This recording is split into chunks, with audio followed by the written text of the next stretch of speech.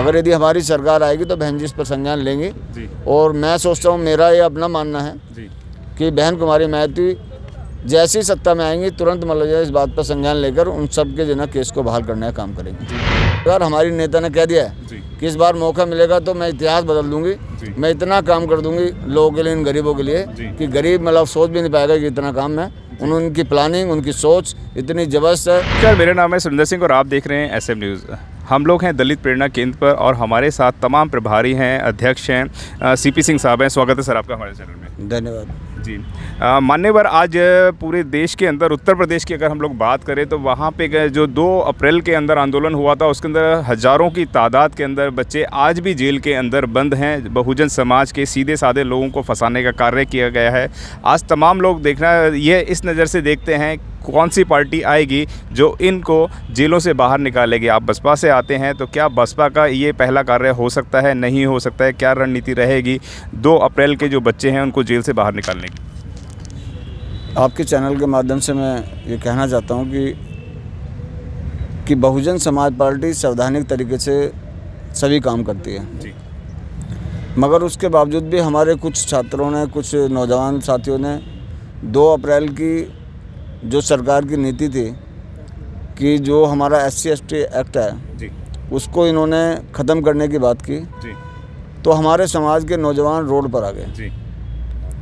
और उन्होंने प्रदर्शन किया, अपने नारेबाजी की, अपने महापुरुषों के को जिंदाबाद अमर रहें के नारे लगाए।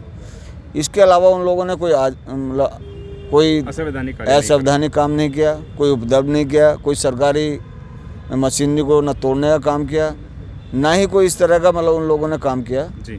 उसके बावजूद भी क्योंकि जो सरकारें यहाँ चल रही हैं जी, उनकी नीति इस देश के अंदर दलितों को, गरीबों को और वंचितों को तंग करने की है जी।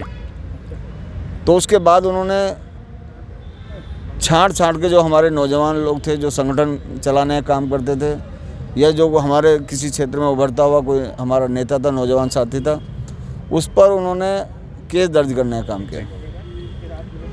उसके बाद सरकार ने उस जो एक बिल लेकर आए थे उसमें चेंज भी कर दिया जी। यदि सरकार ने अपनी उनकी मांगों को मान लिया जी, तो फिर जिन लोगों को उस घटना के दौरान गिरफ्तार किया तो उनको छोड़ देना चाहिए जी। ये तो तरीके की बात है जी।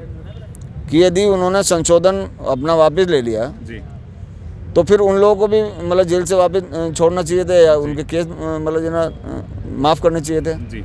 और मैं आपको ये दावे के साथ कह सकता हूँ कि इस बार हमारी 5वीं बार उत्तर प्रदेश में सरकार बन रही है जी।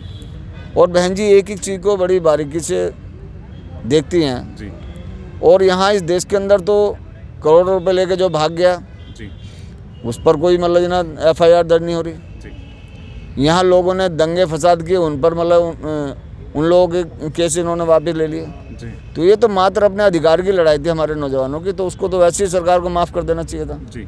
मगर यदि हमारी सरकार आएगी तो बहन जी इस पर संज्ञान लेंगे जी। और मैं सोचता हूँ, मेरा ये अपना मानना है जी। कि बहन कुमारी मायावती जैसी सत्ता में आएंगी तुरंत मतलब इस बात पर संज्ञान लेकर उन सब के जो केस को बहाल करने का काम करेंगे जी।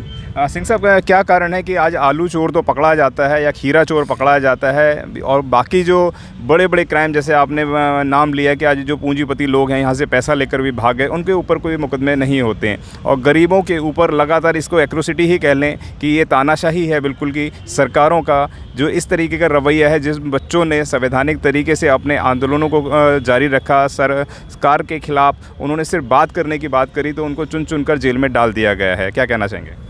देखिए, जो सरकार की जो नीतियाँ हैं ये मैंने पहले ही बताया, वो हमारे खिलाफ में हैं जी। और वो गरीबों को किसी भी तरह से देश के अंदर जो बाबा साहब के दिए हुए संविधान के तहत जो हक और हकूक़ है उन्हें देना नहीं चाहती जी। और हमारी मांग तो हमें सरकार से ये रही कि जो हमारा हिस्सा है जी, वो हमें दे दिया जाए जी। भाई यदि हम 22% लोग हैं, 22.5% लोग हैं जी, तो भाई हमें 22.5% नौकरियाँ चाहिए देश के अंदर जी। जो टोटल नौकरियां हैं देश के अंदर, तो 22.5% उसका हिस्सेदारी चाहिए जी। यदि जिस देश के अंदर ज़मीन है तो ज़मीन में हमें उसकी हिस्सेदारी चाहिए। यदि व्यापार है तो व्यापार में हमें 22.5% हिस्सेदारी चाहिए जी। और हम लोग तो यहाँ पर सर्वजन समाज की बात कर रहे हैं जी।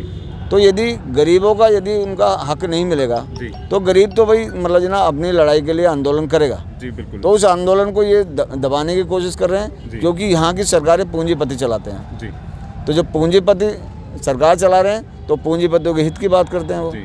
तो इसलिए उन्होंने लोगों के कर्ज माफ़ करने का काम किया। जी। लोग जो लेकर भागे, मान लिया जैसे लोग और पता नहीं कितने लोग, मैं नाम नहीं गिनाऊंगा आपको, आप मतलब जानते हैं, वो लोग मतलब सरकार की बिना मर्जी के कोई देश से बाहर भाग नहीं सकता। भाग नहीं सकता। तो इसका मतलब ये है कि कोई ना कोई तो साजिश देश के अंदर चल रही है गरीबों के खिलाफ।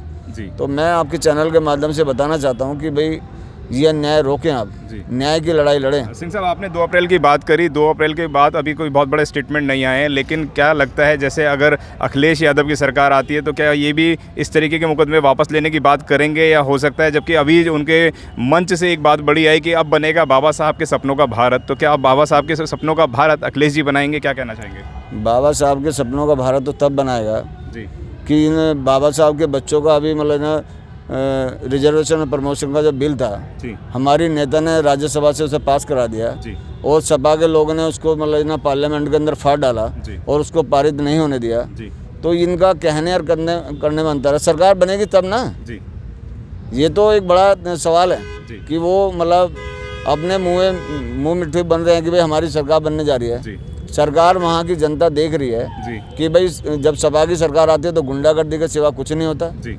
हमारे महापुरुषों के अपमान के सिवा कुछ नहीं होता। जी दूसरी सरकार चलती है तब भी हाल है। जी यदि देश के अंदर बहुजन समाज पार्टी की सरकार बनी तो सभी के महापुरुषों को, चाहे वो अपर कास्ट के लोग हों, जी चाहे वो ओबीसी के लोग हों, चाहे वो मुस्लिम समाज में हों, चाहे मतलब हमारे सुलगास के लोग जी। के महापुरुष हैं, सभी का सम्मान हमारी नेता ने करने का काम किया और ये जगजाहिर है। जी। ये इससे कोई छुपाने की बात नहीं है। और वो लोग जानते भी कि लॉ एंड ऑर्डर जी जो बहन कुमारी मायावती जी का, वो किसी का भी आते देश की 75 साल की राजनीति में कोई मतलब उन 5 साल या 4.5 महीने, 6 महीने या जी। 15 महीने की सरकार में जो उन्होंने ट्रेलर करके दिखाया, जी वो कोई भी आते इस देश के अंदर नहीं दिखा पाया। जी। और इस बार 5वीं बार हमारी सरकार बनने जा रही है, 100% बनने जा रही है। जी और वो आपको वो काम देखने को मिलेगा। और हमारी नेता ने कह दिया है जी कि इस बार मौका मिलेगा तो मैं इतिहास बदल दूंगी, जी। मैं इतना काम कर दूंगी लोगों के लिए, इन गरीबों के लिए जी। कि गरीब मतलब सोच भी नहीं पाएगा कि इतना काम है।